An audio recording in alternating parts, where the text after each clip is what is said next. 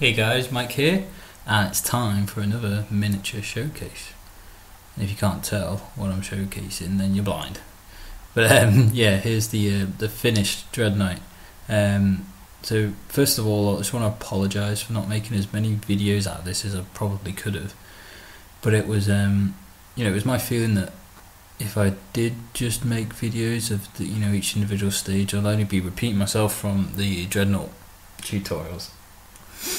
And also from other people's out there, like Bipainted's Dread Knight tutorial pretty much covers a lot of the stuff I was doing. I just did, there's a few different things, and the tutorials I did do, the one about the metal was the major difference, I guess, to his. So if you watch his and then watch mine, you get a pretty good idea of how I did mine and my Dreadnought tutorials. It's all the same techniques. I didn't really try anything new except for one thing, but I'll try and make up to it. I'll talk about what I did off camera basically. So here he is, finished. Let's give him a spin here. So I'm really chuffed to bits of this one and the way it came out. Again, I keep feeling like I keep surpassing myself every time I do a new miniature. But this one really does look a lot better, I think, in person than it is on camera. I mean, I've tried to get the lighting right in here so you can really see, but it's basically got the same sort of things as my metallic Silver Skull Space Marine, because of the way I did the metal, because I did it bulk gun metal first, then I used the blue ink to tint it, and then I did a highlight of mithril, and then a shading of black. Actually, I did the black first, then the mithril, but in future I'll save the black till last. If you want to do the same technique, if you've got an airbrush, or if you're just very careful with a paintbrush and you've got a lot of time, patience.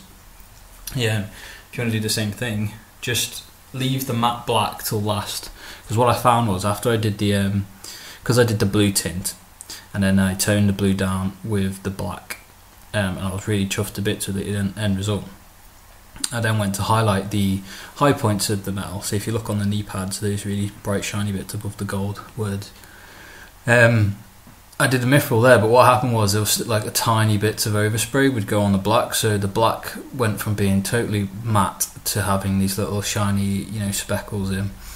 And I didn't really want to go back and redo all the black in case I ruined it or overdid it and got rid of the blue completely. So I just sort of left it because it was pretty much universal. It was like almost every black bit had these little specks. So it kind of, it's a mistake, I guess, but it was a consistent mistake across the whole thing, so it almost looks like I did it on purpose. The other thing I did, after doing that, I also have edge highlighted all the metal plates with mithril, so even at the darkest sections there's still, like below the knee pads, there's still like a mithril edge highlight just to make it stand out and pop. What else did I do? So another cool thing I basically figured out was if you want to darken metal, and I'm going to do another tutorial on this, I'm thinking of doing a Tal battlesuit in this entire sort of scheme, is just using that Tamiya smoke and with Badab black afterwards. So you paint your whatever is miniature model a metallic colour, and then you airbrush or paint on the Tamiya smoke, and that will sort of make it darker, and it's kind of browny, greasy look, and it's glossy. And then to get rid of that glossiness and to darken it further, just Badab black on top again with the airbrush or with the paintbrush. And it makes this like awesome dark gunmetal. So I don't know if you can tell, but if you look on the end of that barrel, the barrel is quite a dark metal compared to the surrounding metals, and that's got the same treatment. Again, so is all the dark metal bits, the back of the legs and all the mechanisms, and the smokestacks on the top. And let me just tilt this. They've got it as well. Now, as you can see on camera there, it's because of the fact that it's not just a dark metal colour in the first place, it's a dark metal that we've then essentially washed twice with two different products that want to go into the recesses. You end up getting in the metallic highlights still on the edges where the metal has been least affected, because everything else is washed into the recesses. And it's quite random, and it's quite, sometimes you'll do it and you might miss a spot with the Badab black, or you might you know, get more in one area, and so you get these like tiny, slightly glossier patches come through, and it really just adds this whole sort of metallic effect of like a grimy metal. And I just think it looks cool. I'm really chuffed to bits that I've done that, and I'm going to do some experiments and, you know, use different metals as a base colour, like maybe chainmail or mithril as a base colour, and see what kind of effect that has. And I was thinking of just shoving it, basically painting a battlesuit all metallic, different tones of metallic, and then just doing the whole thing on top, the whole Tommy Smoke and Batter Black, and we'll see where we're at. I've got some other ideas as well for that. The golds, they were done using the same method I did on Dreadnought. They were just, first of all, I did like a bestial brown, depending on whoever uses Valero or GW, as a base coat. Then using Valero's old gold, it's nice old looking, you know, antique gold look, painting that on all over. And then from there, using just straight up gold. These were the Valero model colour golds, but the game colour ones are pretty much the same as well. This time though, it's almost like I was doing it like a heavy dry brush overbrush, almost on top. So I was really only picking out the letters with the brighter gold, and then on top of after that, sorry, then I washed it with a Griffin sepia, which is like I like doing golds that way. It makes it a rich gold, tones down some of the shininess, makes it look, you know, old but like, you know, regal and royal, and it was really rich. And then to bring back some of the shine on the highlights, I then very carefully got mithril silver and would just sort of overbrush the tops of the letters. So if I get this knee pad up close, you might be able to see, you know, it's kind of got that extra shine on the top. That's from the mithril. And I did that on all the gold bits. The gold sword as well. That's just the same technique, except that time I did the mithril highlight and then did the wash on top, because, you know, it was such a large area. I wanted this to be more gold overall than have these really harsh mithril highlights. There you go. So yeah, I've edge highlighted the sword as well, like I said I was going to do. I've just left it like that. And that gem, although you can't really, it's hard to tell. I did it a little differently. I didn't paint it like you know, I did in the last one. Like I did the lenses. Like there's some green lenses there I've painted. That's another little, I guess, little trick.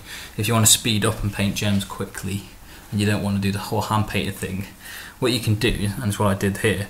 I painted the gem mithril silver, really bright silver colour.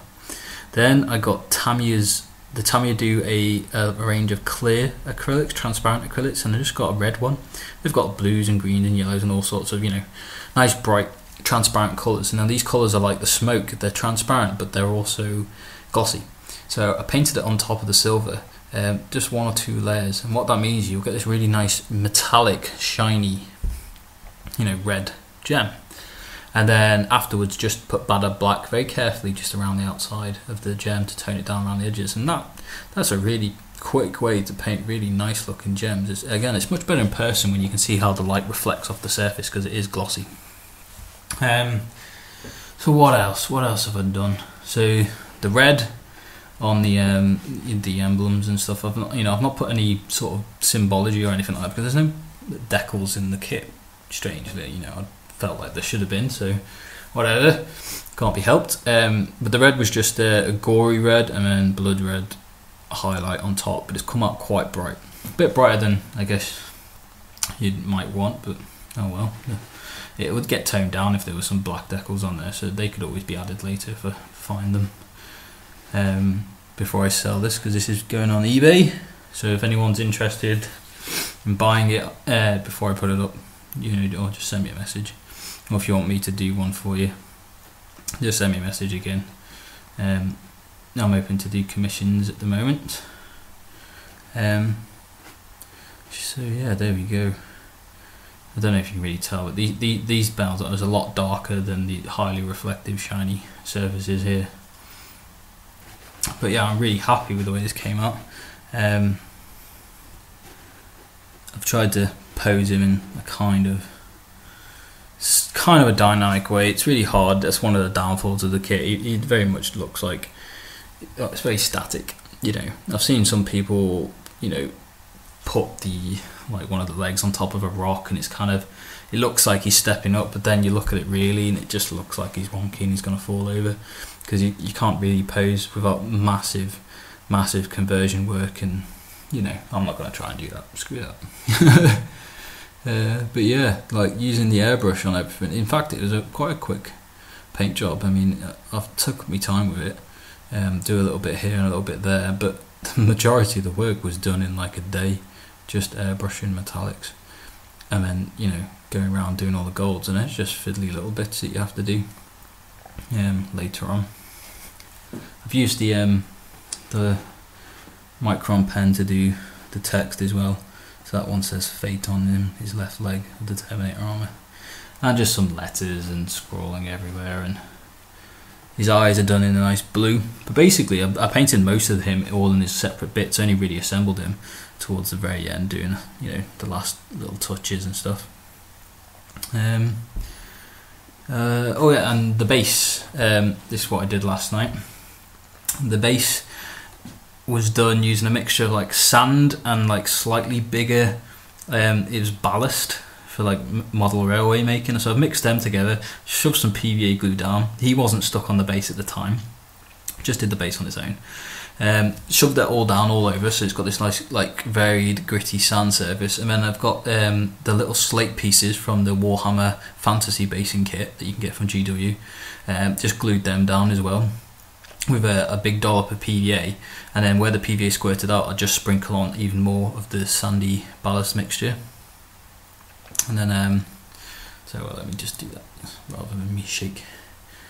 After doing that, I used the airbrush, and I airbrushed the whole thing in a kind of earthy brown. It was called Earth, Valero game colour Earth. So Graveyard Earth, probably the same, probably for GW.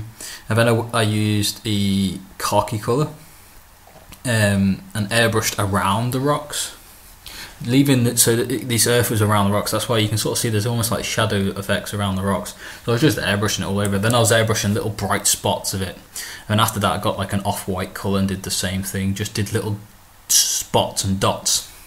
And then last of all, because I wasn't going to do any dry brushing, I was experimenting, I held the base pretty much like that, you know, flat on, and airbrushed from like this angle with the off-white, and just dusting it along the edges. I mean, I'd rotate the base and do it again and again all the way around, and what that did, I did that kind of, all the raised areas got hit by that more than the recessed areas, and I thought it looked really good. It was like a nice realistic effect.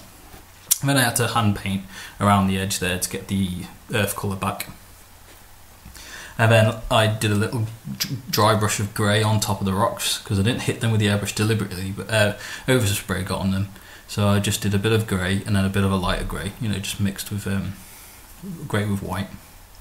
And then last but not least, hopefully you can tell, I've dabbed super glue on.